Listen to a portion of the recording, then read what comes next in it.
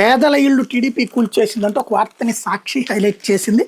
కూటమి ప్రభుత్వం అధికారంలోకి వచ్చాక రాష్ట్రంలో టీడీపీ నేతల ఆగడాలు రోజు రోజుకి పెచ్చిమీరుతున్నాయి. ప్రభుత్వం ఇచ్చిన భూమిలో పేదలు నిర్మించుకున్న ఇళ్లను కూటమి నేతలు కూల్చివేసిన ఘటన కలకలం రేపుతుంది. తిరుపతి జిల్లా చెనగొట్టిపల్లికేలు పంచాయతీ వలసరెడ్డి గారి పల్లెలో 20 ఏళ్ల క్రితం ప్రభుత్వం ఇంటి స్థలాలు మంజూరు చేసిందని, 2 రోజుల క్రితం స్థానిక టీడీపీ నేత మోగా శివకుమార్ రెడ్డి, అతని తండ్రి మోగా చెన్నారెడ్డి అప్పట్లో ప్రభుత్వానికి భూమి ఇచ్చిన యజమాని తీసుకొచ్చి వాళ్ళ అనుచరులతో కలిసి తమ నివాసాలను అక్రమంగా కూల్చేశారని బాధితులు తీవ్ర ఆవేదన వ్యక్తం చేశారు.